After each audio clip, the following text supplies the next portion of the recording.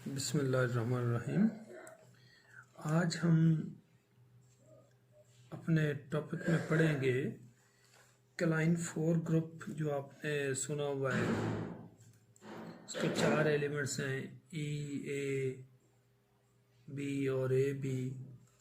उसके बाद dihedral group D3 और D4। ये कैसे बनते हैं ग्रुप्स, किन की सिमेट्री से बने हैं, तो इनको हम डिड्यूस करते हैं। ये बने कैसे हैं, ये डिडक्शन का और आपको बार बार समझाने का मतलब ये है कि इन ग्रुप्स की S3 हो गया, D2, D3, D4, इस तरह DN, इन ग्रुप्स को हमने आगे बड़े एग्जांपल्स के तौर पर इनमें से नॉर्मल, नॉर्मलाइजर और नॉर्मल ग्रुप, नॉर्मल सीरीज और तरह तरह के हमने रिजल्ट्स निकालने हैं। तो ये इन ग्रुप्स के डेरिवेशन का आपको पता होना चाहिए।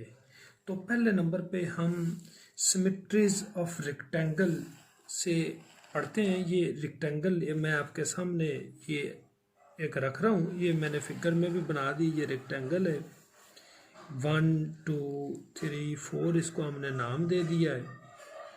ये इसका एक KL हॉरिजॉन्टल एक्सेस है, MN वर्टिकल एक्सेस है। ये डायगोनल है, एक ये डायगोनल है। पहले नंबर पे तो सिमेट्री क्या होता है कि सिमेट्री ये है कि आप रोटेट करें, एक ऐसे एंगल पे रोटेशन उसको दें कि फिर वो ओरिजिन उसकी फॉर्म वही नज़र आए। अब जैसे फुटबॉल है, उसको जिस तरह मर्जी आप किक लगाएं उसने सिमेट्रिक ही रहना है, लेकिन ये रेक्टेंगल है, ये आपने रोटेशन की, ये सिमेट्री नहीं हुई, ये उसकी फॉर्म है रेक्टेंगल ही, ये चेंज होगी, ये सिमेट्रिक है। अब आप इसको 180 पे जरा रोटेट करें, ये सिमेट्रिक बन गई, फिर रेक्टेंगल नजर आ गई ना उसी फॉर्म में। 360 पे फिर ये और करेंगे तो ये फिर ओरिजिनल फॉर्म में आ गई। तो ये सिमेट्री है, ठीक है जी। तो सबसे पहले हम ये रेक्टेंगल मैंने फिगर आपके सामने बना दी है। वैसे हमारी बुक में ये पेज नंबर है 98, उसको भी आप डिस्कस कर सकते हैं। तो जो ओरिजिनल फॉर्म में है ये, इसको तो हम कहेंगे कि ये हमारा है जी ई, यानी परमुटेशन बना लेते हैं कि 1 2 3 4, ठीक है जी। अब 1 का इमेज 1, 2 का 2, 3 का 3 और 4 का 4, ये अपनी ओरिजिनल फॉर्म में, ये ई आपका हो गया। उसके बाद आप इसको रोटेशन देते हैं, ये 0 डिग्री पे है, यानी ओरिजिनल फॉर्म में है।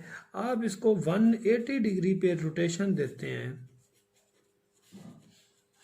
90 पे नहीं देनी इसको रोटेशन। क्यों नहीं देनी? क्योंकि ये फिगर है, अगर 90 पे इसको रोटेट करते हैं, 90 पे ये यूं बनती है, तो ये अपनी ओरिजिनल फॉर्म में नहीं आ रही। तो 180 पे ये देखें, ये आपने रोटेशन, यानी ये फिगर थी, ये इसको आपने ये 180 पे रोटेट किया तो ये फॉर्म बन गई। तो ये 180 के रोटेशन पे ये आपके सामने आ गया। अब ज़रा देखते हैं कि ये किसने कौन सी पोजीशन हासिल की है। तो 180 पे जब आपने इसको रोटेट किया तो अब देखें 1 का इमेज क्या आया जी, देखो 3, 2 का इमेज क्या आया 4, 3 का इमेज आया जी 1 और 4 का इमेज आया जी 2। ये बात समझ आई ना? ये आपके सामने है, ये ओरिजिनल फिगर है। जब आपने इसको ये 180 पे रोटेट किया, 1 का 3, 2 का 4, 3 का 1 और 4 का 2, ये आपके सामने। इसको हम एक और परमुटेशन कह देते हैं कि लेट्स से ये अल्फा है। मेरा ख्याल है आपको समझ आ गई होनी। अब आपने मतलब 180 पे, तो फिर 360 पे अगर लेके जाएं तो ये फिर ओरिजिनल बन गई, जिसका मतलब अल्फा को 180, यानी इसको एकदम 180 दोबारा लेंगे तो ये 1 का 1 इमेज हो गया, 2 का 2, 3 का 3, 4, ये आइडेंटिटी। इसका मतलब कि अल्फा स्क्वायर जो है वो ई है। अल्फा स्क्वायर क्या है जी? ई है। वैसे आपको ये मल्टीप्लाई करना आना चाहिए। मैं यहाँ पे आपको ना अल्फ़ा स्क्वायर बता देता हूँ ये कैसे है। अल्फ़ा इंटू अल्फ़ा यानी 1 2 3 4, फिर 1 2 3 4, 1 का 3 4 1 2 3 4 1 2। ये मैं आपको मल्टीप्लिकेशन भी एक दफ़ा जिनको अगर नहीं पता तो उनके लिए कर रहा हूँ।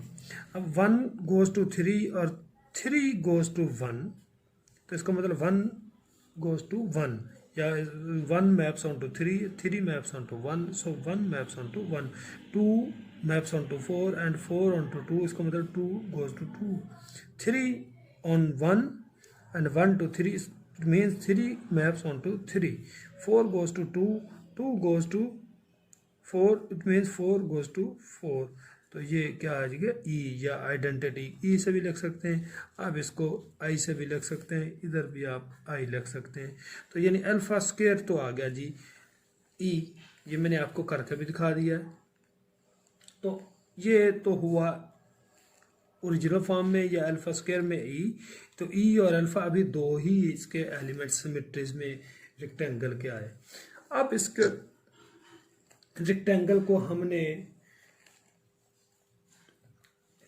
रिफ्रैक्शन करनी है हॉरिजॉन्टल, हॉरिजॉन्टल है के एल और फिर है वर्टिकल है एम एन लाइन या एम एन एक्सेस है के एल। अब अगर आप के एल यही रेक्टेंगल इसी फॉर्म में, इसको के एल में यूं रोटेट करते हैं, ये मैंने रोटेट कर दिया है। अब देखते हैं कि 1 का इमेज क्या आया, इसको हम कह लेते हैं कि बीटा है।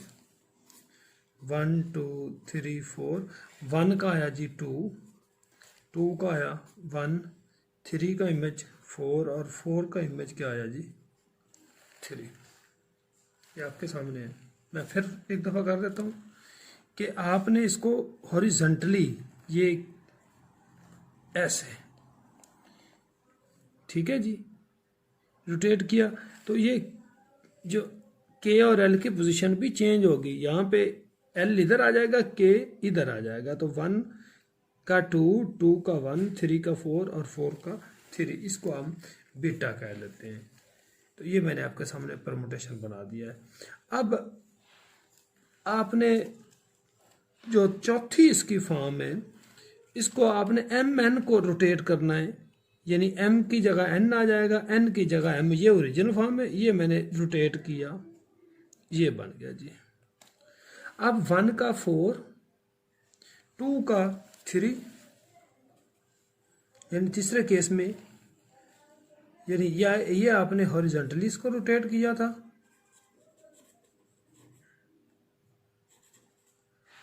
और अब आप क्या कर रहे हैं, वर्टिकली आप इसको रोटेट कर रहे हैं। तो ये आपका अल्फा बीटा है। 1 2 3 4, जब आपने वर्टिकली रोटेट किया, मैं दोबारा रोटेट कर देता हूं कि ये बन गया। तो वर्टिकली 1 का इमेज क्या आया जी, ये पहले आपने हॉरिजॉन्टली रोटेट किया था, अब आपने क्या करना है जी, वर्टिकली रोटेट करना है। वर्टिकली रोटेट किया तो 1 का इमेज आया जी 4, नहीं ये वर्टिकली ऐसे नहीं होना, ये मैं आपको दोबारा बताता हूँ।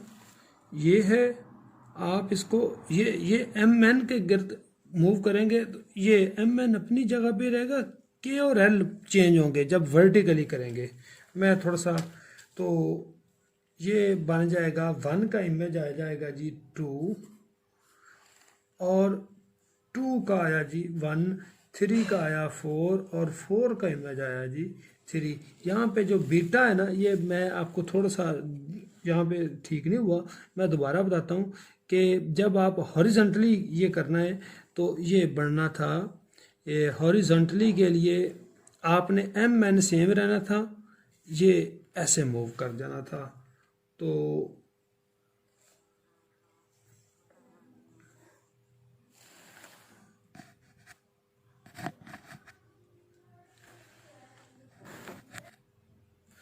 अच्छा, मैं ये हॉरिजॉन्टली का यहाँ पे दोबारा आपको करके देना चाहूँगा, ये ठीक नहीं हुआ रिज़ल्ट।